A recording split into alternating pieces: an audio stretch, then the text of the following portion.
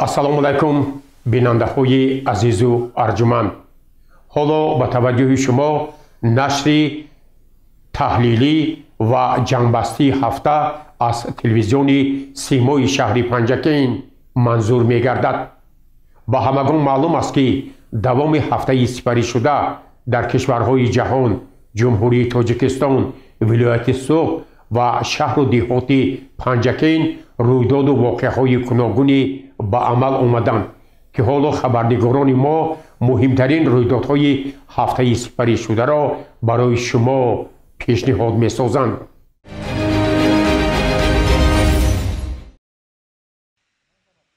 نهم اکتبر در بستانسرای شهری حکومت جمهوری تاجیکستان تحت ریاست پرزیدنت جمهوری تاجیکستان پیشوای ملت محترم امامعلی رحمان همایش آسیای مرکزی روسیه برگزار شد. در مکان چهاربینی کاخ همایش ها پرزیدنت جمهوری تاجیکستان پیشوای ملت محترم امامعلی رحمان سران دولت های اشتراکدار همایش را یک گرم و صمیمی استقبال گرفتند.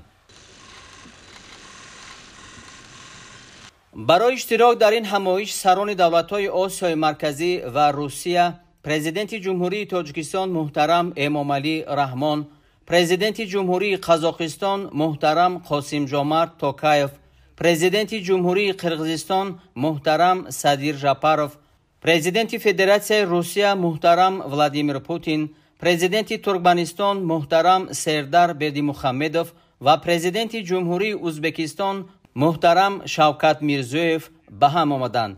در تالار باشکوه سرعزم همایش دوم آسیای مرکزی روسیه تحت ریاست پرزیدنت جمهوری تاجیکستان پیشوای ملت محترم امامعلی رحمان به کار خود آغاز کرد. نخست سرور دولت ما محترم امامعلی رحمان اشتراکداران مهمانان والا مقام را صمیمانه به تاجیکستان خیر مقدم گفته اظهار باور نمودند که نتیجه های همایش با تحکیم و گسترش منبعده همکاری سودمند بسیار جانبه در قالب آسیای مرکزی روسیه مساعدت می نماید. رهبر دولت ما محترم امامعلی رحمان تاکید نمودند که روزنامه نشست مسائل مهم همکاری منطقوی را در بر می گیرد. گسترش رابطه های تجارتی و اقتصادی، مساعدت به افزایش سرمایه‌گذاری، رشد همکاری گومانیتری و تحکیم امنیت منطقوی از جمله سمت‌های افضلیت‌ناک نامیده شد.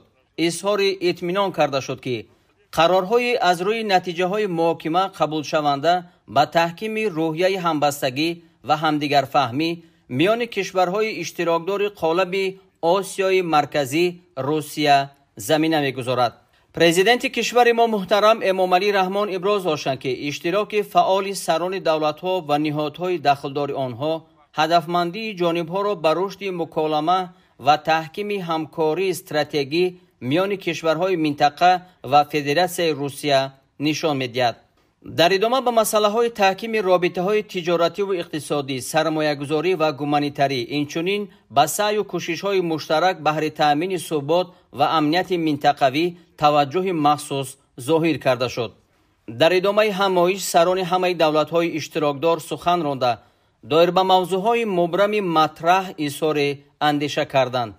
در فرجام کار همایش آسیای مرکزی روسیه را پرزیدنت جمهوری تاجیکستان پیشوای ملت محترم امامعلی رحمان جنبست کرده به اشتراکداران آن برای کار سازنده و سودمند اظهار سپاس نمودند. از روی نتیجه کار همایش اعلامیه جنبستی همایش آسیای مرکزی روسیه و نقشه عمل یکجایه برای سالهای 2025-2027 قبول گردید.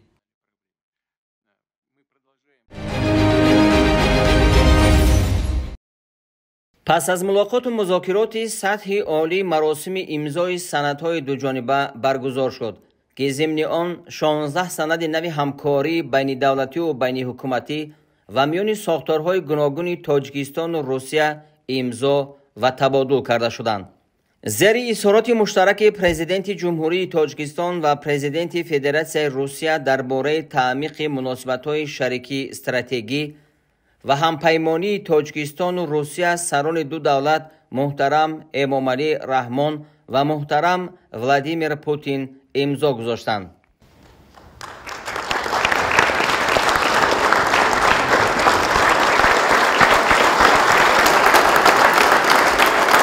پانزده سند دیگر اینهایند: نقشه چاره‌بینی‌ها اوید به افزایش حجم سودای متقابله میان جمهوری تاجیکستان و فدراسیون روسیه برای سالهای 2025-2030. سازشنامه سرمایه‌گذاری میان حکومت جمهوری تاجیکستان و کنسورسیوم گروه شرکت‌های BTK اوید به عملی‌سازی لایحه تشکیل کلاستر صنعت سبک گروه شرکت‌های BTK در جمهوری تاجیکستان. سازشنامه میان جمهوری تاجیکستان و فدراسیون روسیه درباره مقام حقوقی نمایندگی‌های مقامات صلاحیت‌دار اوید به مسائل کارهای داخلی و مهاجرت در جمهوری تاجیکستان و فدراسیون روسیه. سازشنامه میان حکومت جمهوری تاجیکستان و حکومت فدراسیون روسیه درباره معاینه طبی شهروندان جمهوری تاجیکستان برای وارد شدن به حدود فدراسیون روسیه با مقصد عملی نمودن فعالیت مهنتی. پروتکل درباره وارد نمودن تغییرات به سازشنامه میان حکومت جمهوری تاجیکستان و حکومت فدراسیون روسیه اوید به جلب متشکلانه شهروندان جمهوری تاجیکستان برای عملی نمودن فعالیت مهنتی موقتی در حدود فدراسیون روسیه از 17 اپریل سال 2019. سازشنامه درباره همکاری میان گواردیای ملی جمهوری تاجیکستان و خدمات فدرالی قشون‌های گواردیای ملی فدراسیون روسیه. سازشنامه میان کمیته دولتی اداره زمین و گردشی جمهوری تاجیکستان و خدمات فدرالی با قیدگیری دولتی کاداستر و خریطه سازی فدراسیون روسیه اوید به همکاری با مقصدهای رشد و غنی‌گردانیدن گیاپارتالیک اینفراستراکتور معلومات فضایی دولت‌های اشتراکچی اتحاد دولت‌های مستقل. خریطه راه اوید به همکاری‌ها در سمت نقلیات برای سال‌های 2025-2030 میان وزارت نقلیات جمهوری تاجیکستان و وزارت نقلیات فدراسیون روسیه. یادداشت تفاهم در سمت مبارزه بر ضد وبا میان وزارت تندرستی و حفظ اجتماعی اهالی جمهوری تاجیکستان و خدمات فدرالی نظارت اوید به حفظ حقوق استعمال کنندگان و نیکوحوالی انسان فدراسیون روسیه. یادداشت تفاهم میان کمیته اوید به تحصیلات ابتدایی و میانه کسبی نزد حکومت جمهوری تاجیکستان و وزارت معارف فدراسیون روسیه اوید به همکاری در ساحه تحصیلات میانه کسبی، تعلیم کسبی داخلدار علاوگی و تعلیم کسبی. خریطه راه میان وزارت صنعت و تکنولوژی‌های نو جمهوری تاجیکستان و کارپوراسیون دولتی انرژی اتمی روساتم اوید به تطبیق سنجش پیش از لایحه‌ای رادیاسیونی و تحقیقات پرتوگاه دهمای در جمهوری تاجیکستان و تهیه اساسهای مالیوی اقتصادی به ضررگردانی آن. یادداشت تفاهم میان خدمات نظارت دولتی تندرستی و حفظ اجتماعی اهالی جمهوری تاجیکستان و خدمات فدرالی نظارت در ساحه تندرستی فدراسیون روسیه. یادداشت تفاهم میان خدمات علاقه نزد حکومت جمهوری تاجیکستان و خدمات فدرالی نظارت علاقه تکنولوژی‌های اطلاعاتی و کمونیکاسیون عمومی فدراسیون روسیه اوید به مسائل استفاده اسپکتر رادیو بسامد، مقاومت به پهنشوی اطلاعات و یا ذخیره‌های اطلاعاتی غیرقانونی در شبکه اینترنت، مقاومت به زنگ‌های قلابی هنگام رسانیدن خدمات رسانی‌های علاقه. سازشنامه سرمایه‌گذاری میان حکومت جمهوری تاجیکستان، کارخانه واحد دولتی کارگاه ماشین‌سازی نزد وزارت صنعت و تکنولوژی‌های نو جمهوری تاجیکستان و شخص حقوقی وکالتدار فدراسیون روسیه اوید به تأسیس پارک صنعتی تاجیکستان و روسیه. سازشنامه همکاری میان اگنتی خدمت دولتی نزد پرزیدنت جمهوری تاجیکستان و اکادمی روسیگی خواجگی خلق و خدمت دولتی نزد پرزیدنت فدراسیون روسیه.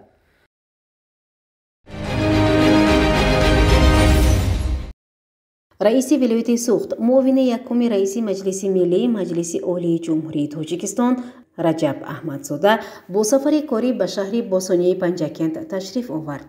роҳбари вилоятро раиси шаҳри панҷакент абдухолиқ холиқзода ва шахсони расмӣ дар мавзеи дашти қозӣ самимона пешвоз гирифтанд.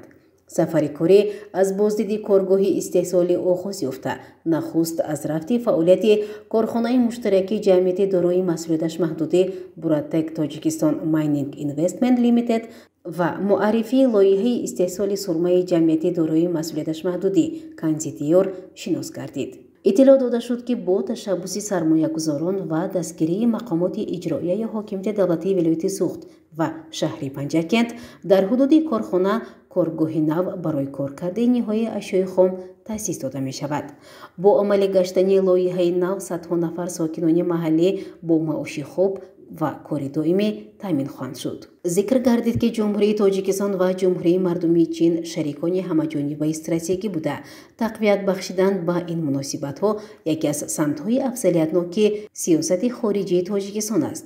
ҳарду давлат ба масоили густариши ҳамкории тиҷоратию иқтисодӣ ва сармоягузорӣ аз ҷумла дар самтҳои саноат, энергетика, нақлиёт, коммуникатсия ва кишоварзӣ низ таваҷҷуҳи зиёд зоҳир менамоянд.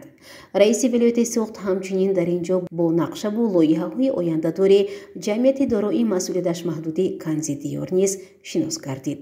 бояд гуфт ки фаъолияти асосии ин коргоҳ истеҳсоли сурма ба ҳисоб рафта, ширкат бо сармоягузории 500 миллион сомонӣ бунёд гардида, бо ифтитоҳи он 500 нафар бо ҷойи кори доимӣ ва маоши баланд таъмин шуда дар як шабонарӯз бо иқтидори аз 1000 то 2000 тонна маъдан истеҳсол мекунанд.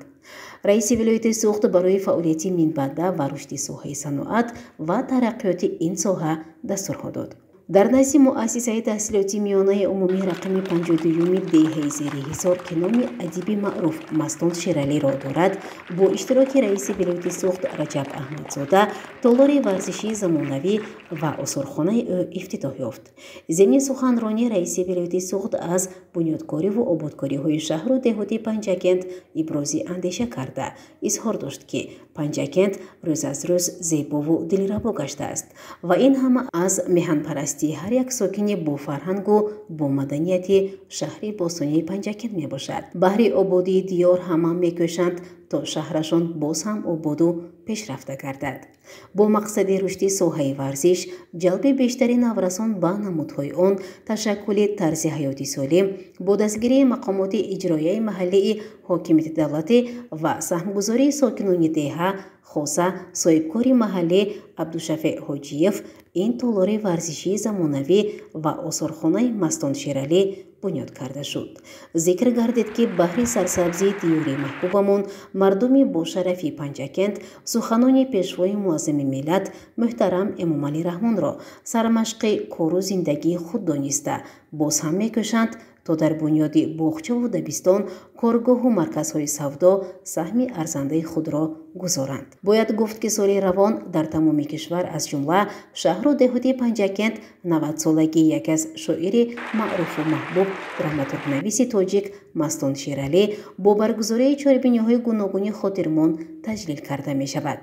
чун шаҳри Панҷакент макони шоиру нависандагони номии Тоҷикистону ҷаҳон аст, мактабу кӯчаҳо ба номи ин шахсони абадзинда гузошта шудааст. бо иштироки раиси вилояти Суғд Раҷаб Аҳмадзода дар ин ҷамоат маҷмӯи фарҳангӣ, сайёҳӣ ва ҳунаромӯзии Ансорӣ мавриди истифода қарор гирифт. иншоти мазкур бо саҳми бародарон Ансориҳо, соҳибкор Мамнунхон Ансорӣ ва вакили маҷлиси вакилони халқи вилояти Суғд Муаззамхон Ансорӣ бунёд шуда, ҳадаф аз он эҳёи ҳунарҳои мардумӣ, арҷ гузоштан ба таърих буда.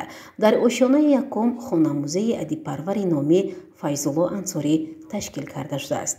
ёдовар шуд ки Файзулло Ансорӣ соли 1931 дар деҳаи Негноти шаҳри Панҷакент дар оилаи хизматчӣ ба дунё омадааст. шодравон Ансорӣ узви иттифоқи нависандагони Тоҷикистон буда, нахустин маҷмӯи ашъори шоир Гулдастаи дӯстӣ буда, мавзӯи эҷодиёташ ишқ, меҳру муҳаббат, садоқат ба ватан, ба миллати тоҷик, эҳё намудан, садоқат ба ватан, эҳё намудан ва гиромидошти фарҳанг, забон, таъриху анъанаҳои миллӣ, ба ҷо овардани иззату ҳурмати калонсолон, пирони рӯзгордидаро фарогир аст.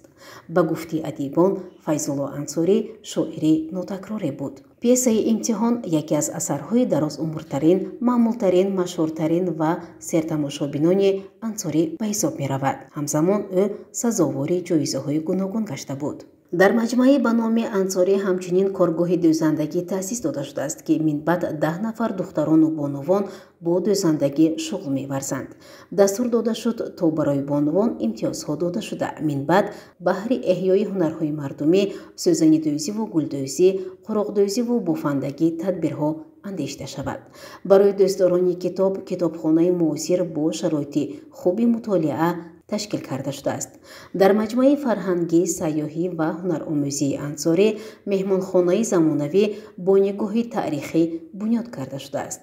инҷо 14 ҷой барои қабули сайёҳон бо ҳуҷраҳои алоҳида бо шароити хуби истироҳатӣ ташкил гардида, аз худи ҳуҷраву осорхона аллакай аз таъриху ҳунармандӣ ва зиндагиномаи адибони тоҷик баҳравар мегарданд. баҳри сарсабзии ин диёр раиси вилояти суғд ниҳолҳои ҳамеша сабз шинонид.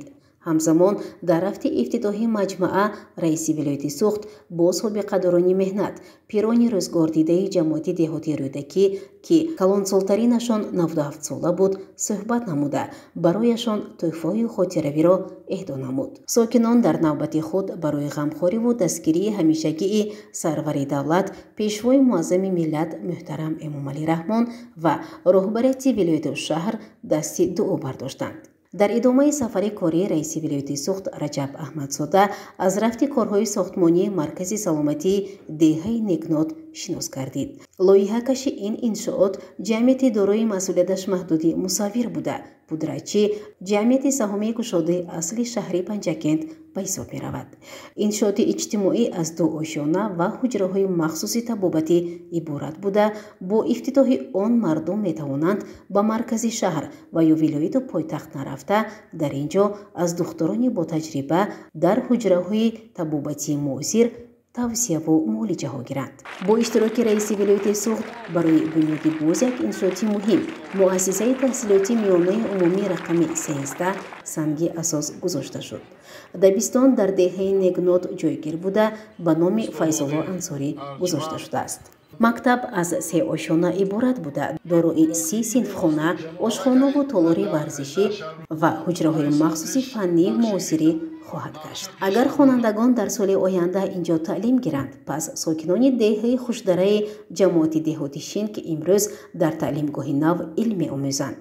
зеро муассисаи таҳсилоти миёнаи умумии рақами 124 ки аз синфхонаҳои барҳаво шароити хуби донишомӯзӣ муҳайё шудааст, дар фазои тантанавӣ кушода шуд. таъкид гардид, ки ифтитоҳи иншооти таълимӣ тӯҳфаи арзандаест дар арафаи 35-мин солгарди истиқлоли давлатии ҷумҳурии Тоҷикистон барои сокинон. раиси вилояти суғд аз сатҳи саводу маърифатнокии хонандагон ва омӯзгорон пурсон шуда, муаллимонро дастур дод то шогирдонро ба ватандӯстиву меҳанпарастӣ, бедор намудани ҳисси ватандӯстии наврасону ҷавонон, ҳуввияти миллӣ, арҷгузорӣ ба таърих, забон, фарҳангу эҳёи ҳунарҳои қадима тарбия намоянд. чун ҷомеаи агар соҳаи илму маорифи босифату замонавӣ надошта бошад, пас пешрафт кардани он ғайриимкон аст. мегӯянд варзиш гарави саломатист. вақте шахс бо варзиш машғул мешавад, баданаш обутоб меёбад. бахшида ба 35-мин солгарди истиқлоли давлатии ҷумҳурии Тоҷикистон дар деҳаи ғӯсари ҷамоати деҳотӣ Лоиқ Шералӣ боз як варзишгоҳи хурди замонавӣ ифтитоҳ гардид.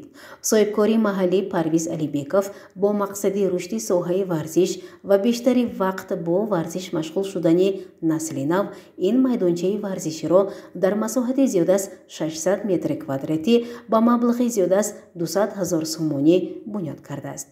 умед карда шуд, ки бо кушодашавии чунин варзишгоҳҳои муосир шумораи варзишгарон бештар гардида, дар оянда ширкаткунандагони мусобиқаҳои гуногуни ҷумҳуриявию ҷаҳонӣ зиёд мешаванд ва парчамбардорону номбардорони давлату миллат зиёд мегарданд. дар идомаи сафари корӣ раиси вилояти суғд Раҷаб Аҳмадзода аз нашъунамои ҳосили фаровони сабзиву булғорӣ дар хоҷагии деҳқонии Мирзобобу Қиёмов шинос шуд. Бо сардории роҳбари ин хоҷагӣ дар 5 гектар замин боғ бунёд карда шуда. Дар наздик 21 гектар замини корам меваву сабзавот аз ҷумла сабзӣ, пиёз, картошка, булғорӣ, ҷуворидон ва монанди инҳо сабзавот киш карда шудааст. ҳамчунин обу ҳавои мусоид замин ва обро самаранок истифода бурда дар ин заминҳо сабзиву картошка, ҷуворӣ ва монанди инҳоро киштӣ такрорӣ карданд. дар ҳамин ҷо ҳосили фаровони ин хоҷагӣ ба намоиш гузошта шуда лоиҳаҳои заминҳои обёришаванда воқеъ дар деҳаи сӯфиёни ҷамоати деҳотии Халифа Ҳасан муаррифӣ карда шуд. бахшида ба 35-мин солгарди истиқлоли давлати ҷумҳурии Тоҷикистон боз як иншооти ҷашни мавриди истифода қарор гирифт. бо иштироки раиси вилояти суғд Раҷаб Аҳмадзода варзишгоҳи хурд дар назди ҷамъияти дорои масъулияташ маҳдуди Шифо кушода шуд. барои хуштар гардидану насли ҷавон ба ин ҷо омада бо варзиш машғул шудан соҳибкорон тадбирҳои амалӣ андешиданд. барои варзишгарони ҷавону умедбахш аз ҷониби роҳбари вилоят тӯҳфаҳо тақдим карда шуд. ҳамчунин раиси вилояти суғд дар ин мавзеъ аз рафти корҳои сохтмонӣ дар маркази Ошипалов шинос шуда ҷиҳати саривақт ба итмом расонидани корҳои сохтмонӣ ва бо тарҳи зебову миллӣ сабзу хуррам намудани ин маркази навбунёдшаванда вазифагузорӣ кард. ҳамзамон вобаста ба заминаи мусоид фароҳам овардан ба рушди моҳипарварӣ ташкил намудани ҳавзҳо барои моҳиҳо масъулин дастурҳо гирифтанд. дар кӯчаи 50-солагии Тоҷикистон боз як адад манзили истиқоматии баландошона зиёд мегардаду намои шаҳр боз ҳам зеботар мешавад. раиси вилояти суғд Раҷаб Аҳмадзода ба сохтмони ин иншооти муҳими иҷтимоӣ сангӣ асос гузошт. бояд гуфт ки бинои баландошонаи истиқоматӣ барои кормандони соҳаҳои иҷтимоӣ аз ҷумла фарҳангу маориф, тандурустӣ, зиёиён ва хизматчиёни давлатӣ пешбинӣ шуда дар таҳхонаи ин иншоот китобхонаи муосир бо забонҳои тоҷикиву хориҷӣ ҷойгир карда мешавад. дар ошёнаи якум ва дуюм бошад бинои маъмурии шӯъбаи маорифи шаҳр ҷойгир карда мешавад. ҳамчунин дар ҳамин ҷо ба раиси вилояти суғд лоиҳаи деҳаи нав дар ҷамоати деҳотӣ Вору муаррифӣ карда шуд. иттилоъ дода шуд ки дар доираи ҳамкориҳои ҳукумати ҷумҳурии Тоҷикистон бо Амороти Муттаҳидаи Араб бо дастгирии мақомоти иҷроияи маҳаллии ҳокимияти давлатии шаҳри Панҷакент ва сармоягузории ташкилоти байналмилалии хайриявии Шарҷа аз ҷониби ташкилоти ҷамъиятии хайриявии Тоҷикистон дар қариби деҳаи гулистони ҷамоати деҳоти Вору деҳаи нав бунёд карда мешавад. тибқи лоиҳа дар навбати аввал дар деҳаи нав барои 25 оилаи эҳтиёҷманди ин ҷамоат хонаҳои истиқоматӣ дорои сеҳуҷрагӣ ва дигар ҳуҷраҳои ёрирасон сохта шуда хатти барқ ва оби нӯшокӣ низ гузаронида шуда бунёди бинои муассисаи таълимӣ ва нуқтаи тиббӣ дар назар дошта шудааст. ба ҳамаи сохтмончиён дастур дода шуд то дар вақти корҳои сохтмонӣ меъёрҳои сохтмониву меъморӣ ва сифати масолиҳи сохтмонӣ дар мадди аввал гузошта шавад. дар доираи сафари кории раиси вилояти суғд Раҷаб Аҳмадзода ҳамзамон чанде аз собиқадорони меҳнат нафароне ки чун дигарон ба давлату миллат хизмати шоиста карда имрӯзҳо давлати пирӣ мебинанд аёдат кард. дар суҳбат бо собиқадорон роҳбари вилоят аз таваҷҷӯҳи хосаи ҳукумати кишвар ба соҳаҳои гуногун ва саҳми шахсони соҳибтаҷриба дар роҳи ба воя расонидани насли ҷавон ёдоварӣ карда ба собиқадорон тансиҳативу хотирҷамъӣ ва хушиҳои рӯзгоро таманно намуда барояшон кӯмакҳои моддӣ расонид. аёдатшудагон дар навбати худ барои чунин ғамхориву меҳрубонӣ ба сарвари давлат муҳтарам Эмомалӣ Раҳмон ва роҳбарияти вилояти шаҳр изҳори сипос намуда даст бар дуо бардоштанд. гузориши Муъинсат Амулоева, Талабшо, Тошев.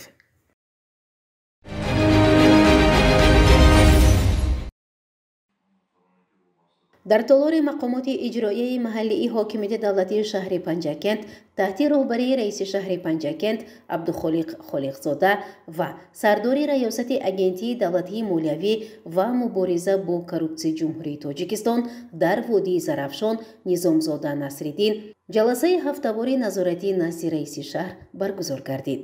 муовини раиси шаҳри Панҷакент Мурод Шукурзода ба ҳозирин вобаста ба пешниҳоди мақомоти ҳифзи ҳуқуқ оиди қонуншиканиҳои роҳбарони чанд корхонаву ташкилотҳои шаҳру деҳоти Панҷакент ироа намуда қайд кард ки новобаста аз он ки кормандони раёсати агентии зидди коррупсионӣ баҳри пешгирии қонунвайронкуниҳо талош меварзанд, аммо баъзе шахсони алоҳида аз ин ҳисоб барои манфиати худ истифода мебаранд. аз 1 августи соли 2023 дар ҷумҳурии Тоҷикистон дар асоси фармони президенти ҷумҳурии Тоҷикистон дар бораи тадбирҳои вусъат додани ҳисоббаробаркунии ғайринақдӣ пардохти андозҳо бо чои давлатӣ барои додани иҷозат ва иҷозатномаҳо, пардохтҳои дигари ҳатмӣ ба буҷет, ҷаримаҳо, маблағи суғуртаи ҳатмии давлатӣ, хизматрасонии тиббӣ, хизматрасонии коммуналӣ, намудҳои дигари хизматрасонии давлатӣ, инчунин қабули маблағҳо аз ҷониби вазорату идораҳо ва ташкилоти давлатӣ тариқи ғайринақдӣ амалӣ мешавад. вале мутаассифона ин амал то имрӯз пурра роҳандозӣ нашуда, бар замми ин баъзе роҳбарон сӯистифода аз ваколатҳои мансабӣ ҳуҷҷатҳои лозимаро сохтакорӣ ва қалбакӣ карда маблағи буҷаро аз они худ карданд. тибқи иттилоъ нисбати нафароне ки даст ба қонуншиканӣ заданд, бо моддаҳои гуногуни кодекси ҷиноятии Тоҷикистон парвандаи ҷиноӣ оғоз карда шуда, тафтишоти пешакӣ дар ин самт идома дорад. ҳамчунин муовини раиси шаҳри Панҷакент аз даст ба қонуншиканӣ задани ноболиғон изҳори нигаронӣ кард. гуфта шуд ки аксарияти ҳуқуқвайронкуниҳои маъмурӣ мутаассифона имрӯзҳо маҳз аз ҷониби ноболиғон содир карда мешавад. дар соли 2024 ва 9 моҳи охир як ҳодисаи худкушӣ ба қайд гирифта шуда чанд нафар ноболиғон суиқасд ба ҷони худ карданд. ин нишондодро ӯ ташвишовар хонд. вобаста ба ин масъалаи доғирӯз раиси шаҳри Панҷакент масъулонро вазифагузорӣ кард то пеши ин ҳодисаҳои маргбор гирифта шавад. дар рафти ҷаласа фаъолияти хадамоти давлатии оташнишонии шаҳри Панҷакент низ мавриди таҳлил қарор гирифт. санҷиш ва таҳлилҳои мақомоти ҳифзи ҳуқуқ нишон дод ки дар ин идора камбудиҳои хеле зиёд ҷой дошта, баҳри ислоҳи он чораҷӯӣ карда шавад. инчунин корхонаву ташкилот, бозорҳои марказӣ, муассисаҳои таълимиву фарҳангӣ бо лавозимоти зидди сӯхтор таъмин нестанд. ҳавзҳои об барои зидди сӯхтор бо об пур карда нашудааст. дар пеш фасли сарду зимистон аст. бояд ҳама новобаста аз шакли моликият худи мардум низ барои бехатарӣ аз сӯхтор пурра эмин бошанд. ноқилҳои барқӣ таҷҳизоти барқиро аз назар гузаронанд. роҳбарони бозори марказӣ ва бозори Гулистон низ вазифадор карда шуданд то гирду атрофро ба тартиб дароварда савдогаронро дар ҷои муайян шуда барои фурӯши маҳсулот иҷозат диҳанд.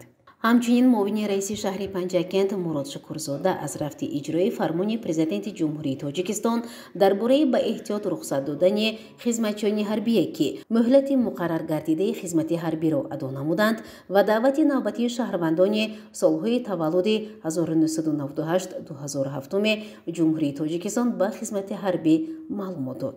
роҳбари маркази назоратии давлатии санитарию эпидемиологияи шаҳри Панҷакент Бурҳон Атохоҷаев вобаста ба бемории бруцеллёз маълумот дод. ба гуфтаи ӯ дар 2 соли охир ҷамъиятҳои деҳотии Ёрӣ, Амондара ва Фароб минтақаи осебпазири ин намуди беморӣ дониста шудааст. вобаста ба пешгирии ин намуди беморӣ ба масъулон дастурҳо дода шуд то маҳсулоти гӯшти сарибақт ва дуруст аз ташхис гузашта барои фурӯш ва истеъмоли шаҳрвандон иҷозат дода шавад. ҳамзамон дастур дода шуд то дар муассисаҳои таълимӣ ҳолатҳои гигиенӣ ҷиддӣ риоя ва назорат карда шавад. раиси шаҳри Панҷакент Абдухолиқ Холиқзода аз масъулон бобати мунфаршкунии роҳҳо, рафти корҳои сохтмонӣ дар иншооти гуногун, бунёди муассисаҳои таълимӣ, бунгоҳҳои тиббӣ, корҳои ободониву тозакорӣ дар муҳити зист ва монанди инҳо пурсон шуда баҳри ислоҳи камбудиҳо супоришҳо дод. дар интиҳо сардори раёсати агентии давлатии молиявӣ ва мубориза бо коррупсияи ҷумҳурии Тоҷикистон дар водии Зарафшон Низомзода Насриддин оид ба қонунвайронкуниҳои роҳбарону корхонаҳо ибрози андеша намуд ва таъкид кард ки мо ҳамчун роҳбар ҳар як нафар бояд ҳолатҳои коррупсиониро пешгирӣ намоем, на ин ки даст ба ин амалӣ нангвор бизанем. ҷалсаи ҳафтавор бо вазифагузориҳои навбатӣ барои ҳафтаи равон анҷом ёфт. гузориши Муинсаата Мулоева, Талабшод Тошев.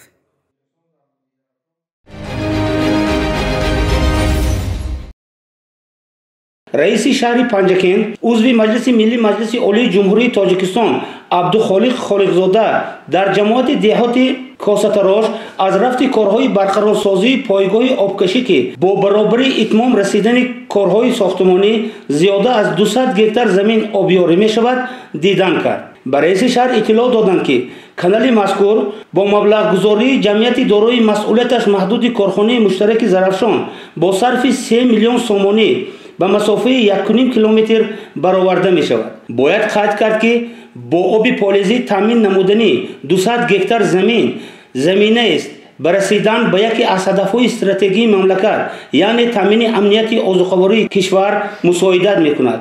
ёдрас бояд кард ки таи солҳои охир таваҷҷӯҳи роҳбарияти олии кишвар барои таъмин кардани оби полизӣ равона гардида дар мақомоти иҷроии маҳаллии ҳокимияти давлатии шаҳри Панҷакент тадбирҳои зарурӣ андешида мешавад.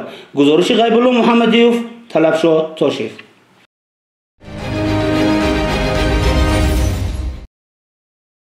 имрӯзҳо дар саросари ҷумҳурии Тоҷикистон ба ифтихори 35-солагии истиқлоли давлатии кишвар омодагиҳо бо маром идома дорад.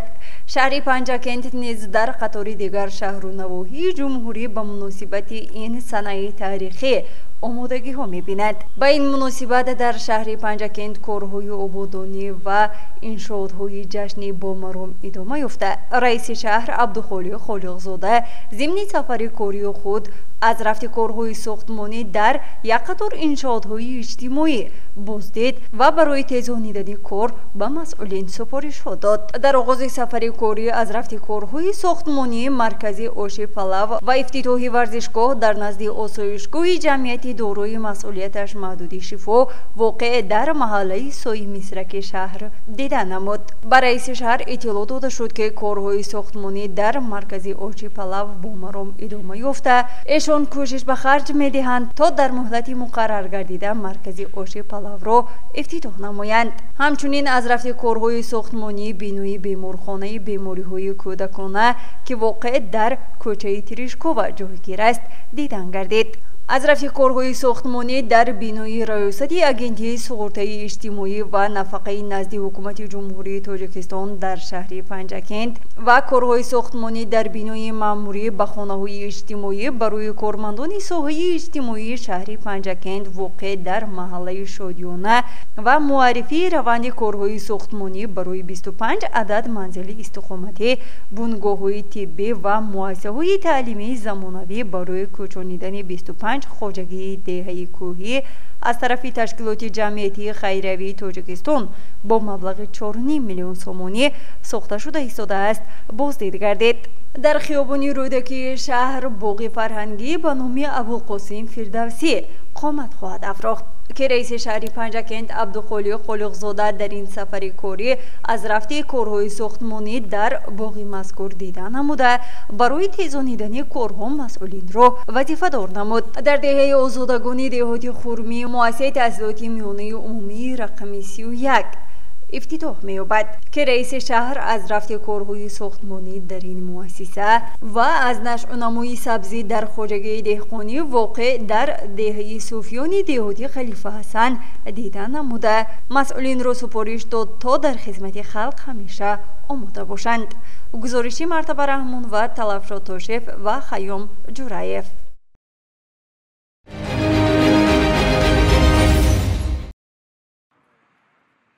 бо мақсади сазовор таҷлил намудани ҷашни фархондаи давлату миллати тоҷик 35-мин солгарди истиқлоли давлатии ҷумҳурии Тоҷикистон баробари дигар шаҳру навоҳии кишвар шаҳру деҳоти Панҷакент низ бо корҳои ободониву созандагӣ ва хӯрамгардонӣ ин санаи муборакро пешвоз хоҳад гирифт. бо мақсади шиносоӣ аз рафти корҳои бунёдкорӣ раиси шаҳри Панҷакент Абдухолиқ Холиқзода ба ҷамоатҳои деҳотӣ Сӯйҷина, Вору, Лоиқширалӣ ва Рӯдаки сафари корӣ анҷом дод.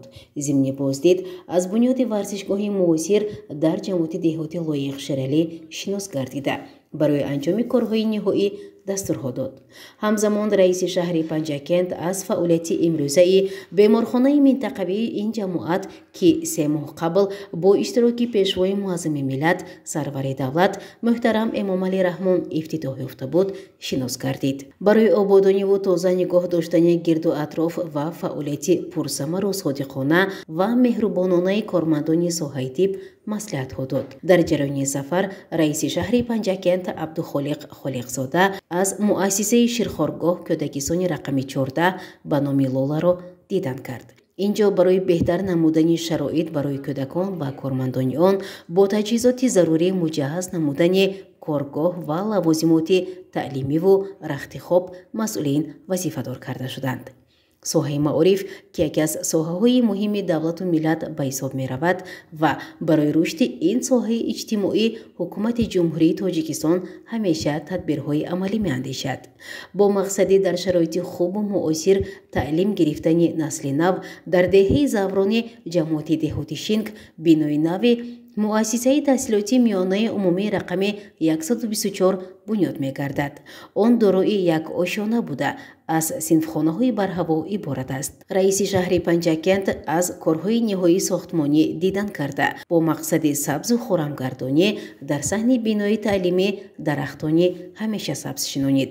дар доираи ҳамкориҳои ҳукумати ҷумҳурии Тоҷикистон бо Амороти Муттаҳидаи Араб бо дастгирии мақомоти иҷроияи маҳаллии ҳокимияти давлатии шаҳри Панҷакент ва сармоягузории ташкилоти байналмилалии хайриявии Шарҷа аз ҷониби ташкилоти ҷамъиятии хайриявии Тоҷикистон дар наздикии деҳаи Гулистони ҷамоати деҳоти Вору деҳаи нав бунёд карда мешавад. тибқи лоиҳа дар навбати аввал дар деҳаи нав барои 25 оилаи эҳтиёҷманди ҷамоати деҳоти Вору хонаҳои истиқоматии дорои сеҳуҷрагӣ ва дигар ҳуҷраҳои ёрирасон сохта шуда хатти барқ ва оби нӯшокӣ низ гузаронида мешавад. дар ин ҷо бунёди бинои муассисаи таълимӣ ва нуқтаи тиббӣ низ дар назар дошта шудааст.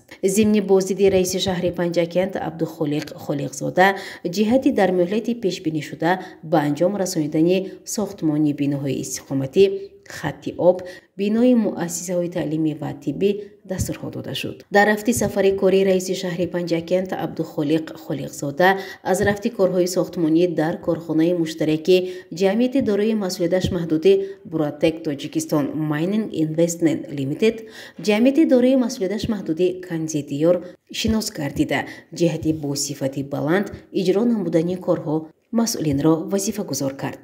дар идомаи сафари корӣ роҳбарияти мақомоти маҳаллӣ муассисаи таҳсилоти миёнаи умумии рақами 7 ки номи яке аз зодагони бароиманди деҳаи Кулолӣ, нахустин сардабири нашрии шӯрои олии кишвар Садои мардум, вакили шӯрои олӣ ва шаҳиди роҳи барқарор намудани сохти конститутсионӣ Муродулло Шерализодаро дорад, дидан карда барои таъмиру таҷдиди даромадгоҳу саҳн, синфхонаҳо, нимпайкара ва оромгоҳу хонамузеи ӯ дастур дод. таъкид шуд ки ба иҷрои ин корҳо баробари маблағҳои бюҷет ҳамчунин соҳибкорон ва дастпарварони таълимгоҳ низ саҳм гузоранд. ҳамзамон раиси шаҳри Панҷакент Абдухолиқ Холиқзода аз рафти корҳои иҷрошудаи толори варзишӣ ва осурхонаи нав ба номи Мастон Ширалиро дидан кард. бояд гуфт ки дар муассисаи таҳсилоти миёнаи умумии рақами 52-юми деҳаи Зери Ҳисор ба номи Мастон Шералӣ ки соли ҷорӣ 90-умин солгарди ин шоири ширинкалом бо баргузории маҳфилҳои адабию фарҳангӣ таҷлил хоҳад шуд, корҳои асосии бунёди толори варзиш, хонамузеи шоир ва корҳои ободонӣ дар саҳни таълимгоҳ дар арафаи анҷомёбист. раиси шаҳри Панҷакент ҳамчунин рафти бунёди маркази саломатӣ ва бинои нави муассисаи таҳсилоти миёнаи умумии рақами 13-уми деҳаи Негноти ба номи Файзулло Ансорӣ шинос гардид. ёдовар шуд ки муассисаи таълимии нав дар ҷамоати деҳоти Рӯдакӣ бо тарҳу меъмори муосир аз 3 ошёна иборат буда барои 648 нафар хонанда پیش بری شده است. برای با صفت خوب و سری وقت انجام دادن کارهای ساختمانی، سبز و خرم گردانی صحنه حولی آن دستورها داد.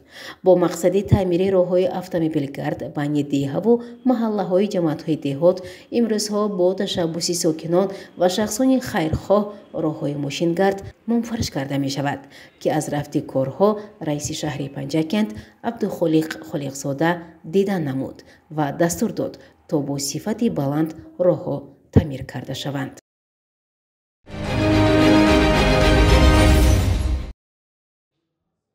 در تالار مقامات اجرایی محلی حاکمیت دولتی شهر پنجکند جلسه شورای مقامات حفظ حقوق شهر پنجکند برگزار شد که در آن اساساً مسئله تأمین بی‌خطری قاعده‌های حرکت در راه و نتیجه‌های سنجش حالت پیشگیری حادثه‌های نقش نقلیاتی در سال گذشته و 9 ماه سال روان مورد تحلیل و بررسی قرار گرفت.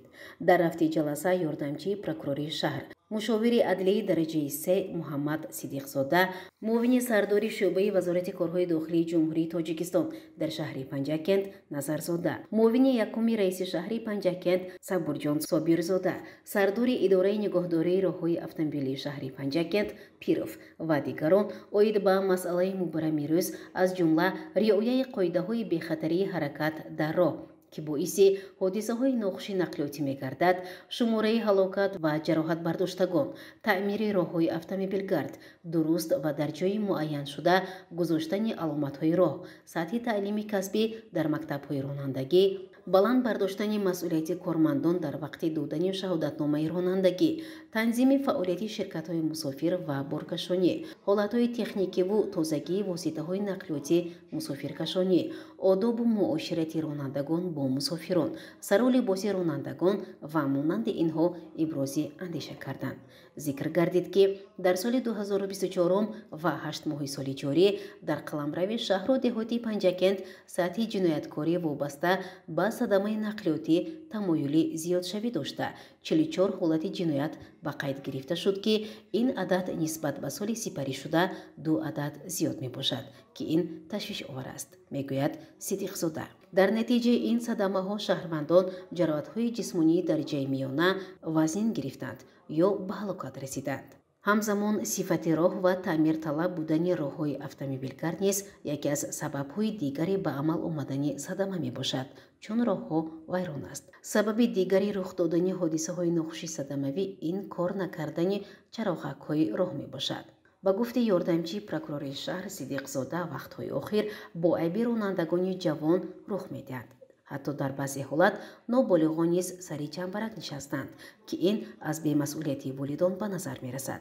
سبب دیگر این از بی‌مسئولیتی و بی‌پروایی مسئولان می‌باشد، میگوید او. همچنین تاکید شد که امروزها تنبشوی نقلیات در نزد بازار مرکزی و خیابانی رودکی بسیار مشاهده می شود. رانندگان نقلیاتی مسافرکشانی دهه ها در جای دلخواه واسطه نقلیات را منع کرده مسافران را میگیرند.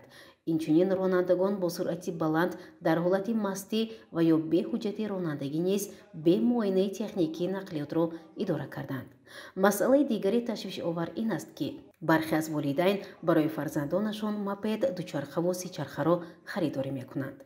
نسل جوان باشد قاعده‌های حرکت در راه را پورا نآموخته در راه اتومبیلگرد آن را اداره میکنند. کار تا جایی رسیده است که با واسطه دوچرخه و سه‌چرخه صدمه‌های مرگبار نیز به قید گرفته شده است. پیشنهاد گردید که با شهروندان دایره این موضوع صحبت و ملاقات‌های آزاد تشکیل کرده شود و عاقبت با سرعت بلند اداره کردن اتومبیل شرح داده شود. در انتها پروکورور شهر پنجکند مشاور عدلی درجه یکم اسکندر رحمتزاده صدمه‌های راه نقلیاتی شهر و دهاتی پنجکند دوام 2 سال اخیر را تحلیل کرده جهت پیشگیری این حادثه‌های ناخوش، اصلاح نمودن کمبودی‌های جای داشته از جمله تعمیر نمودن چراغک‌های راهنما، فعالیت کارمندان بازرسی دولتی اتومبیلی، سنجیدن دانش ختم کردگان مکتب‌های رانندگی، تنبشوی اتومبیل‌ها و مانند اینها مسئولین را وظیفه دار کرد.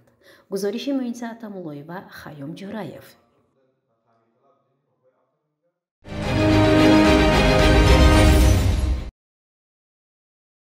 تحت عنوان بلند برداشتن رقمی کنونی و سوادنوکی مالیوی محصولات مالیوی بانکی با دستگیری مقامات اجرایی حاکمیت دولتی شهر پنجکند و لایحه اداره کنی همگرایی ذخیره‌های طبیعی برای رشد عادلانه و استوار در وادی زرافشان اینوست که در همکاری با شریکان رشد عملی کرده می شود، فروم منطقوی در کاخ فرهنگ به نام آلیون بابویف برگزار گردید. در آن کارمندان مسئول لایحه‌های ذکر شده در وادی زرافشان بانک‌های تجارتی زیر لایحه‌هایی که در دایره این لایحه عملی می شوند اشتراک نموده، مسائل‌های مربوط به رشد رقمی کنونی و سوادنوکی مالیوی محصولات مالیوی و بانکی را که در برنامه میان مهلت رشد اقتصادی رقمی در جمهوری تاجیکستان برای سالهای 2021-2025 پیش بینی شده است مطرح نمودند. در سخنرانی معاون رئیس شهر خسرو دوستپایزاده و راهبری لایحه مذکور زمرد فیضی‌یوه در حضور اشتراکداران فروم از جمله گفته شد که تطبیق نشاندادهای برنامه یاد شده دولتی از جمله بلند برداشتن سطح سوادنوکی مالیوی و رقمی کنونی اقتصاد برای استفاده با ثمر ذخیره‌های مالیوی، دسترسی به محصولات بانکی، امکانیت‌های بیشتری برای طبقه‌های اهالی فراهم آورد. در دایره فروم کارمندان بانک‌های تجارتی راه‌های همکاری و خدمت‌رسانی‌های بانکی را شرح دادند و نمایش فروش محصولات کشاورزی که با دستگیری لایحه ذکر شده استحصال شده است برگزار گردیده برنامه جالب هنری صنعتکاران پیشکشی اشتراکداران گردانیده شد.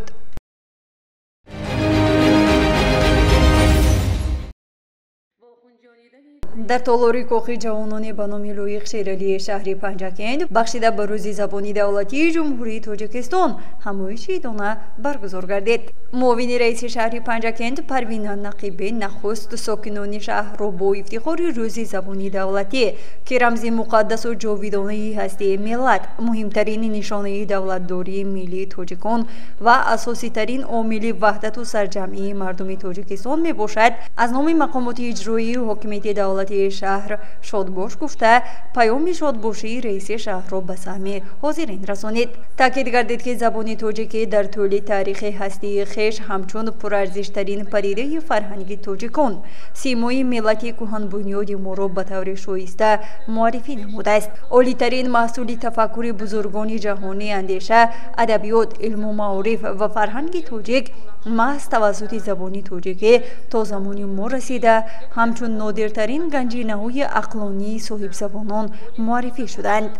بعداً اسماعیل ظریفی رئیس بخش پنجکندی اتفاق نویسندگان تاجیکستان به سخن برآمده تاکید نمود که واقعاً زبان همچون واسطه معتمد آموزش تاریخ و فرهنگ و تمدنی ملت در انعکاس واقعیت حیاتی جامعه نقش مهم داشته، گذشتگان ما برای رشد و انکشاف و برای بقای زبان رسمی و دولتی برآوردن آن کوشش زیاد به خرج دادند. اساسگذاری صلح و وحدت ملی پیشوای ملت پرزیدنت جمهوری تاجیکستان محترم امامعلی رحمان وابسته به راه دشوار رشد و انکشاف مقام تاریخی زبان تاجیکی و خدمت فرزندان فرزانه در حفظ و گرامی داشتی آن چنین تاکید نمودند.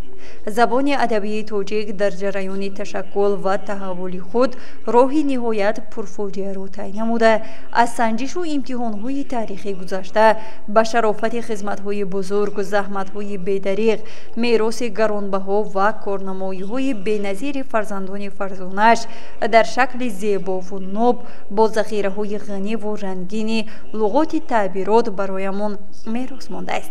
واقعا هم زبان تاجیکی توسط آثار پرقناوت استاد شاعران ابا عبدالله رودکی پایدار گردیده من بعد در آثار بزرگان چون حکیم فردوسی، مولانا جلال الدین بلخی، عمر خیام، سعدی شیرازی، سیدوی نصفی، کمال خوجندی، مومن قناعت، لایق شیرالی و هزاران سخنوران دیگر قناوت و شکوه و شهامت خاصه دریافت نموده است. در همایش ایدانه به مناسبت روز زبانی دولتی جمهوری تاجیکستان از جانب اهل فرهنگ شهر برنامه جالب کنسرتی پیشنهاد کرده شد. گزارش مرتبه رحمان و خیام جورایف و طلبشاه تاشف.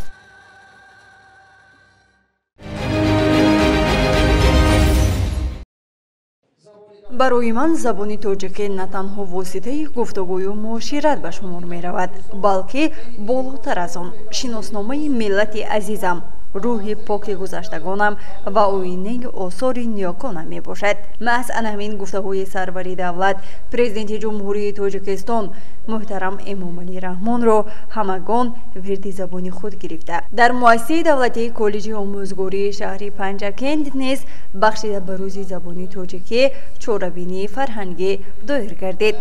дар он намояндаи мақомоти иҷроии ҳокимияти давлатии шаҳри Панҷакент мудири шӯъбаи рушди иҷтимоӣ ва робита бо ҷомеаи дастгоҳи раиси шаҳр Шириншо Нуруллоев иштирок ва суханронӣ намуд. ӯ зикр намуд ки таърихи инсоният борҳо собит намудааст ки дар ҳама давру замонҳо эҳтиром гузоштан ба арзишҳои миллӣ аз ҷониби шахсиятҳои алоҳидаи сиёсиву фарҳангӣ паёмадҳои нек ба бор оварда ба тавассути ин амал кору пайкор ва номи эшон дар сафҳаҳои таърих бо хати тилло сабт мегардад. дар ин миён нақш ва ҷойгоҳи фарзанди фарзонаи миллат ва сиёсатмадори варзида президенти ҷумҳурии Тоҷикистон Эмомалӣ Раҳмонро хосатан бояд қайд намоем ки агар мо имрӯз забони давлатии худро дорем, ин таҳти роҳбариҳои сарвари кишвар аст.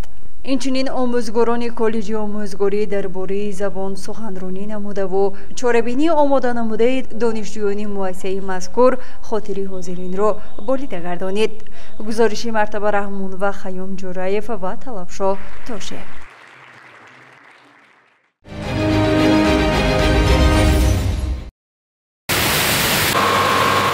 нерӯгоҳи барқи обии Панҷруд ки дар минтақаи зебои деҳаи Ҳамном воқеъ аст, намунаи равшани татбиқи ҳидоятҳои пешвои муаззами миллат президенти ҷумҳурии Тоҷикистон муҳтарам Эмомалӣ Раҳмон дар самти рушди инфраструктураи энергетикии кишвар ва истифодаи васеъи манбаъҳои барқароршавандаи энергия ба ҳисоб меравад. ин иншооти муҳими энергетикӣ дар соли 2009 аз ҷониби соҳибкори маҳаллӣ Мардон Насреддинов бо ҷалби аҳолии деҳа ва дастгирии мақомоти маҳаллӣ бунёд ёфтааст. сокинон бо эҳсоси гарми ватандорӣ ва меҳнати дастҷамъона дар корҳои сохтмонӣ ширкат варзида барои амалӣ шудани ин иқдоми арзишманд саҳми муносиб гузоштанд. нерӯгоҳ бо иқтидори 500 киловатт фаъолият намуда ба беш аз 5000 нафар аҳолии деҳаи Панҷруд ва қисман ба деҳаҳои ҳамсояи Артуҷ ва Кулолӣ нерӯи барқ мерасонад. маҳз бо шарофати фаъолияти пайвастаи ин нерӯгоҳ имрӯз ин минтақа аз мушкилоти солҳои қаблӣ норасоии нерӯи барқ комилан раҳо ёфтааст. сокинон бо ифтихор мегӯянд ки имрӯз дар фаслҳои сармо низ хонаҳои онҳо пурнур ва гарм мебошанд. тибқи гуфтаи масъулон таҷҳизоти асосии нерӯгоҳ аз кишварҳои пешрафта ворид карда шуда мунтазам нигоҳдорӣ ва навсозӣ мегардад. ҳоло дар ин иншоот чанд нафар мутахассисони маҳаллӣ фаъолият доранд ки ҳамаи онҳо дар ҳамин минтақа зиста аз ҳисоби ҳамин кор манбаи даромади доимӣ доранд. соҳибкори ватанӣ Мардон Насреддинов иброз медорад ки бунёди ин нерӯгоҳ на танҳо ба ҳадафи иқтисодӣ балки ҳамчун амали ватандӯстона сурат гирифт. зеро ба гуфтаи ӯ ҳар як фарди бедордил бояд дар ободии маҳалли зист ва пешрафти ватан самгузор бошад. соли 2009 бо ёрдами мардуми деҳаи Панҷруд ҷамоати рӯдакӣ саҳм гирифтем ки дар зодгоҳи худ қадре ҳам бошад як нерӯгоҳи хурд ба истифода диҳем.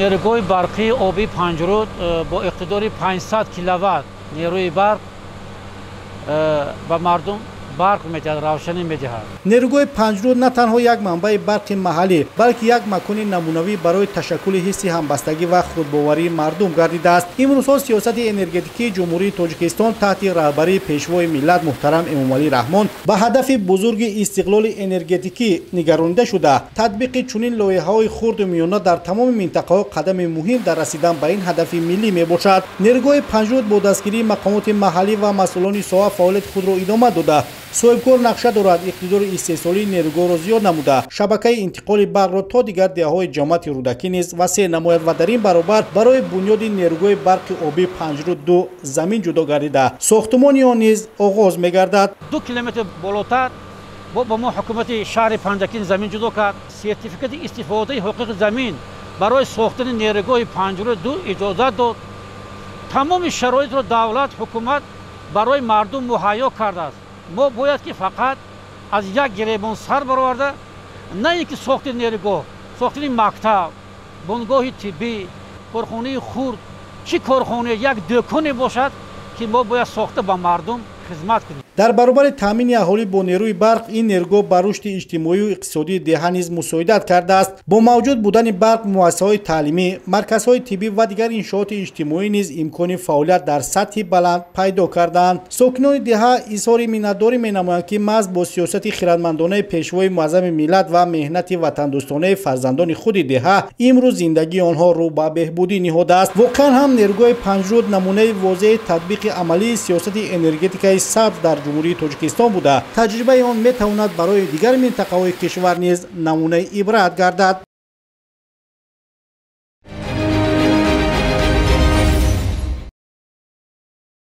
سال 1989 نخستین بار قانون زبان قبول شد که طبق آن زبان تاجیکی مقام دولتی گرفت. بعداً سال 2009 قانون نو جمهوری تاجیکستان درباره زبان دولتی جمهوری تاجیکستان قبول گردید. از همان وقت 5 اکتبر رسما روز تجلیل عید زبان دولتی اعلان شد. در این روز در سراسر جمهوری همایش‌ها، کنفرانس‌ها، آزمون‌های شعرخوانی، برنامه‌های فرهنگی و واخوری‌های علمی برگزار می‌شود. رابطه به این موضوع در کتابخانه مرکزی شهر همایش برگزار گردید که شرکت کنندگان با سخنرانی و شعرخوانی طبع حاضرین را بالیده گرداندند. با زبان تاجیکی تاج سری دنیا شدی، با دل غم پرورت خورشید نور افزا شدی. لحن شادابت زبانی مادری ملت است، تو از این رو بر دل و بر دیده ما جا شدی. زبان مادری روزی زرفشان، زبان مادری لعل بدخشان، زبان مادری چون غنچه گل، زبان مادری چون مرغ خوش الهام. همدیاران عزیز، همکاران مهربان، اجازه دیتان من در سیمای شما تمام ساکنان تاجیکستانی صاحب استقلال را از فرصت مناسب استفاده برده با روزی جشن زبان مادری دولتی تبریک گفتنی هستم که همه ما ساکنان تاجیکستانی صاحب استقلال بهر پاس داشتن زبان مادری خویش، زبان دولتی همان باید که جد و جهد نماییم در تمام تشکیلات و مؤسسه‌ها و کارخانه‌ها، اینچنین در کتابخانه بسیارتر به آن دقت دهیم که خطاگی‌های املایی نگردد، با زبان صاف و تازه ناب تاجیکی سخن رانیم. چو شعر رودکی زیباست، چو موسیقی فرح افساز، در عالم از همه شیرین زبان مادری ما.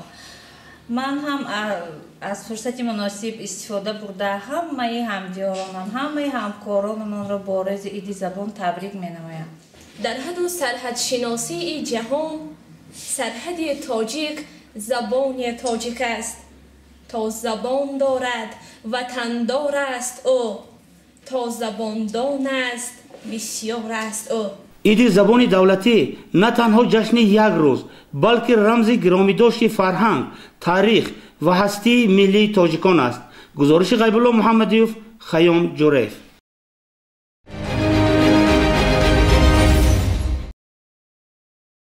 سلامتی انسان یکی ارزشمندترین نعمت‌های است که برای حفظ و پایداری آن هر یک دولت، مؤسسه طبی و جامعه سعی زیاد به خرج می‌دهد. یکی از مسائل مهم ساحه تندرستی امروز پیشگیری بیماری سرطانی بخصوص سرطان گردنی بچه‌دان به حساب می‌رود. سرطان بچه‌دان یکی از بیماری‌های خطرناک و پهن شده در بین زنان است. بنا به معلومات سازمان عمومی جهانی تندرستی، همه ساله هزارها زنان در سراسر جهان از این بیماری جان می‌بازند. سبب اساسی این بیماری سرایت پاپیلومای انسانی میباشد که توسط رابطه‌های جنسی می‌گذرد. اکثر وقت این ویروس می‌تواند در بدن سالهای زیاد پنهان ماند و بعداً حجره‌های گردنی بچه‌دان را تغییر دهد که این با مرور زمان به سرطان بچه‌دان آورده می‌رساند. حکیم خورسامراد بوگویویچ، دیرکتور مؤسسه دولتی مرکزی ایمونوپروفیلاکتیک در شهر پنجکن میباشم. باید قید نمایم که خصوصا در ساحه تندرستی یکی از مشکل‌های اساسی که به نظر میرسد این مشکلی بیماری‌های سرطانی است و خوشبختانه امروز با دستگیری اساسگزار صلح و وحدت ملی پیشوای معظم ملت محترم امامعلی رحمان از 24 ایل سال 2005 قرار به امضا رسید که بر ضد همون بیماری سرطانی که چخینی وبای اصل گفتیم як роҳи пешгирӣ ба ҷумҳурии тоҷикистон ворид карда шуд. воридшавӣ ва роҳи пешгирӣ чунин аст, яъне бар зидди ҳамон вируси папилломи одаме ки бемориҳои саратониро ба вуҷуд меорад ваксина ворид шуд ва бо гузарондани вояҳои ваксина аллакай модарони мо аз ин беморӣ раҳо меёбанд. чӣ ки қайд кардем дар қарори ҳукумати ҷумҳурии тоҷикистон оварда шудааст ки сар карда аз 1 октябри соли равон то 31 октябр аллакай мо ваксина оғоз мекунем ва дар ин марҳила гузарондани рӯзҳои чорабинии оммавӣ гузаронда мешавад. ваксина асосан ба тақвими миллии ҷумҳурии тоҷикистон ворид гаштааст ки ҳамасола байни духтарбачагони 10 сола гузаронда мешавад. ғайр аз ин барои коҳиш ёфтани сатҳи бемории саратонӣ ва солим нигоҳ доштани модарон, нафароне ки то давраи ворид шудани ваксина масъулият бар зидди ин вирус надоштанд, яъне байни духтарбачаҳои аз 11-14 сола дар давоми моҳи октябр сар карда аз аввали моҳ то охири моҳ ки аллакай рафта истодааст иммунизатсия гузаронда мешавад. зеро иммунизатсия танҳо роҳи наҷот аст ки мо метавонем аз ин беморӣ раҳо бошем. яке аз роҳҳои асосии пешгирии ин беморӣ эмгузаронӣ бар зидди вируси папилломаи инсонӣ мебошад ки ин яке аз дастовардҳои муҳимтарини илм дар соҳаи тандурустии занон аст. он метавонад то 90% ҳолатҳои саратони гардании бачадонро пешгирӣ намояд. ман бобои Безарина духтури табиби занона мебошам. бемориҳои занона ва ҳамчунин ҳомиладоронро дар таҳти назорати амбулаторӣ ба қайд гирифта табобат ва барои пешгирии ҳар хел бемориҳои занона маслиҳат ва машварат медиҳам. яке аз проблемаи умумии ҷаҳонӣ ки дар замони ҳозир дида метавонем ин вируси папилломи одам ба ҳисоб меёбад. яке аз бемориҳои вирусҳои паҳнтариншуда дар ҷаҳон мебошад. зиёда аз 200 намуди ин вирус дида мешавад. инҳо ҷудо мешаванд ба вирусҳои хатари баланд, хатари миёна ва хатари паст. масалан мегирем хатари баланд ба вируси намуди 16, 18, 31 ва 33 дохил мешавад. вируси ба хавфи пасташ ба 6 ва 11 дохил мешавад. ин вирусҳо хатари хавфи баланд дошташ метавонанд ҳангоми бо ҳамон зан гирифтор шудан то омада ба саратони гардани ки бачадон расонидан дараҷаҳои сабук дорад. масалан мегирем син 1, син 2, син 3. ин чиро мефаҳмонад? син 1 дараҷаи сабук, син 2 дараҷаи миёна ва син 3 дараҷаи вазнин ҳисоб меёбад. дараҷаи вазнин табобат кардан мумкин агар занҳо ба мо муроҷиат накунанд, онҳо бешикоят ба саратони гардани ки бачадон оварда мерасонад. эмгузаронӣ одатан барои духтарон ва писарони синни 9 то 14 сола тавсия дода мешавад. зеро дар ин синну сол организм беҳтарин ҷавоби масъулиятиро нишон медиҳад. агар шахс қабл аз оғози робитаҳои ҷинсӣ эм гирифта бошад, эҳтимоли сироят ёфтан аз вирус хеле кам мегардад. табиб саратоншинос Шамсӣ Нӯширалӣ бемории саратони гарданаки бачадон ин яке аз намуди бемориҳои саратонӣ мебошад ки дар байни бемориҳои узвҳои занона ҷои дуюмро ташкил мекунад. раванди беморӣ асосан дар марҳилаи аввал маълум нест. сабаби ба вуҷуд оварандаи ин беморӣ бештар вируси папилломаи одам мебошад ки роҳҳои гузариши ин вирусам ба воситаи пӯст, захмҳои дар пӯсту ва лобпардаҳо буда хоб алоқаи ҷинсӣ ва тавассути ашёҳо маишӣ гузаштанаш мумкин. саратони гарданаки бачадон ин вируси папилломаи одам ба ҳисоб меравад ки ин метавонад дар организми инсон солҳои зиёд боқӣ монад ва дар мавридҳои муносиб ё ки сабабҳое мешавад ки ҳолати иммунии зан тағйир меёбад, ин беморӣ ба вуҷуд меояд. нишонаҳои ин беморӣ дар марҳилаи аввал чӣ хеле гуфтем маълум нест. дигар яке аз нишонаҳош дард, хунравӣ аз عضوهای تناسل در هنگام معاینه کولونوسکوپی معاین کرده می شود. بعد بیشتر هنگام گرفتن تشخیص های سیتولوژی، هیستولوژی، ایمونوهیستوکیمیا معاین کرده می شود. برای که سر وقت این بیماری رو معاین کنیم حتما باید که زنهای سن سال رپرودکتیوی یا دوره کلیمکسی حتما هر 6 ماه باید یک بار از معاینه دکتر گینکولوگ گذارند و در مرحله اول بیماری معاین کنند. هنگامی در مرحله اول بیماری معاین کردن طبابت نسبتا سبکتر میگذرند. برای زنانی که سن و سالشان از این دوره گذشته است نیز واکسن میتواند فایده‌آور باشد، گرچند که تاثیر آن کمتر می شود. در بعضی کشورها از جمله کشورهای اروپایی، استرالیا و کانادا برنامه‌های حتمی ایمنگذرانی بر ضد این ویروس عملی می‌کند که نتیجه‌های خیلی مثبت دادند. من دکتر آقایی مدیر سرور مرکز سلامت شهر کسودیان شانسی هستم.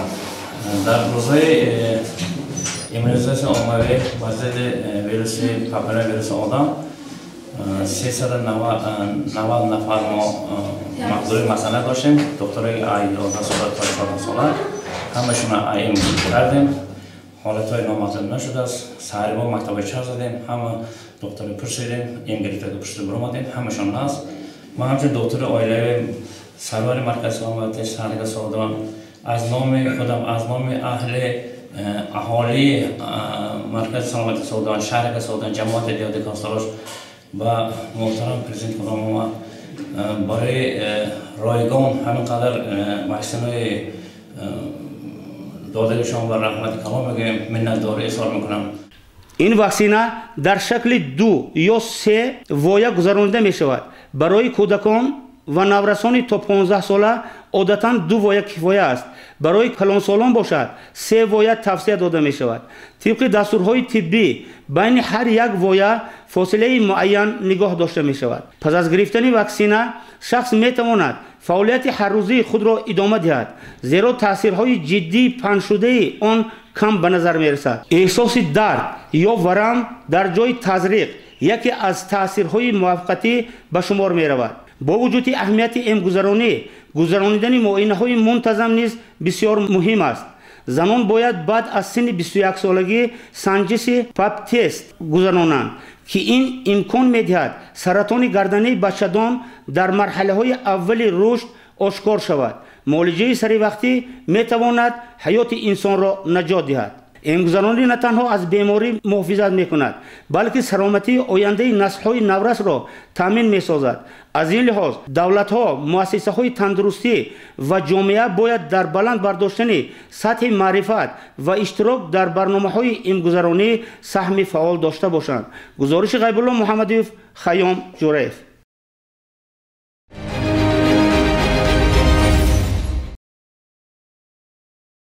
با مقصد ارزگذاری به شخصیت برجسته و میراث گرانبهای ادبیات تاجیک سنه 9 اکتبر در کتابخانه مرکزی شهر همایش زیر عنوان شاعر میهنسرا بخشیده به 90 سالگی شاعر خلقی تاجیکستان مستان شیرعلی برگزار گردید. در آغاز سرمتخصص کتابخانه مرکزی کنانیده شده شهر پنجکن جلیل و نرگس برآمد نموده درباره حیات، فعالیت ادبی و نقش مستان شیرعلی در رشد ادبیات معاصر تاجیک معلومات مفصل پیشنهاد نمود.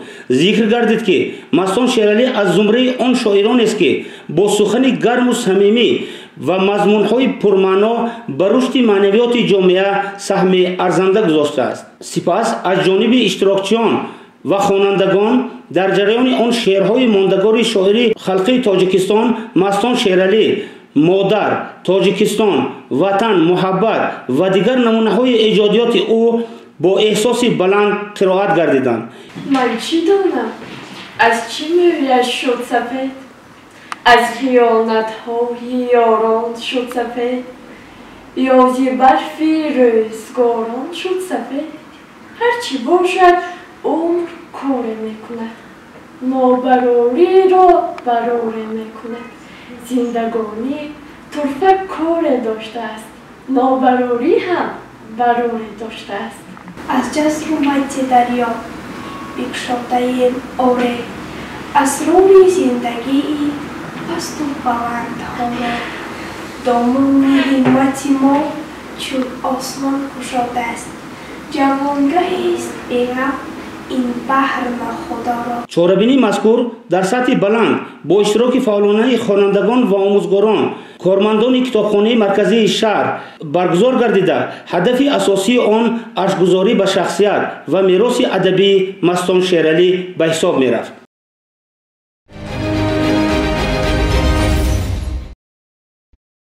واقعاً هفته‌ای که سپری گردید در خاطرات ما با رویداد واقعه‌های گوناگونش ثبت خواهد شد. اینک هفته نو آغاز می‌یابد. ما به همه شما بینندگان عزیز و ارجمند در هفته نو پیش از همه تن صحت، خانه آباد، بخت و سعادت و موفقیت‌ها در همه جاده‌های زندگی آرزو می‌کنیم و من امید می‌کنم که مردم پنجکنت باستان در راه تطبیق سیاست سازنده اساسگذاری صلح و وحدت ملی پیشوای ملت پرزیدنت جمهوری تاجیکستان محترم امامعلی رحمان سهم ارزنده خویش را می‌گذارند و ما همگان جشن فرخنده 35مین سالگرد استقلال دولتی جمهوری تاجیکستان را سزاوار استقبال می‌گیریم. سلامت و سربلند باشید.